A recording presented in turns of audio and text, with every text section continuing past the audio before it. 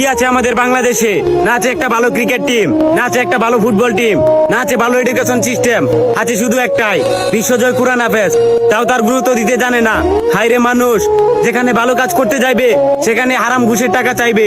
দিনরাত পরিশ্রম করে একটা মেধাবী স্টুডেন্ট তার মা বাবার মাথার ঘাম পায়ে ফেলার টাকা দিয়ে শিক্ষা অর্জন করে সিভি নিয়ে প্রত্যেকটা অফিসের পিছনে পিছনে ঘুরে, অথচ মোটা অঙ্কের টাকা না গুনতে পারলে চাকরি পাওয়া যায় না। আসলে বর্তমানে দেশটাতে চুরবাটপার দালালে ভরে গেছে। আর কত করবি মানুষের ক্ষতি? সময় থাকতে মানুষ হ, নয়তো আল্লাহর মায় ধীরে ধীরে পাবি।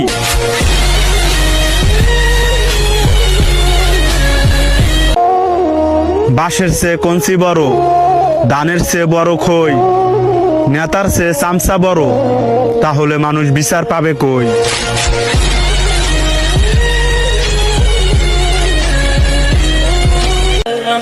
নেতার পেছনে ঘুরে শেষ করবা নিজের যৌবনকাল, আবার ভাইবার একবার নামাজ পড়ে কাটায় দিবা নিজের বুড়া কাল।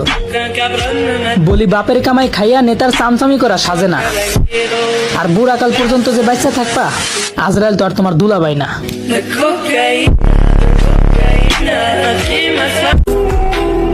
আস্তাগফিরুল্লাহ, আপনি ভাবতেও পারবেন না এই ভিডিওটা শেয়ার করে দিলে এই আস্তাগফিরুল্লাহ যদি একবার আপনার শেয়ারের কারণে যদি একবার কেউ পড়ে, তাহলে আপনার জন্য তওবা হয়ে যাবে।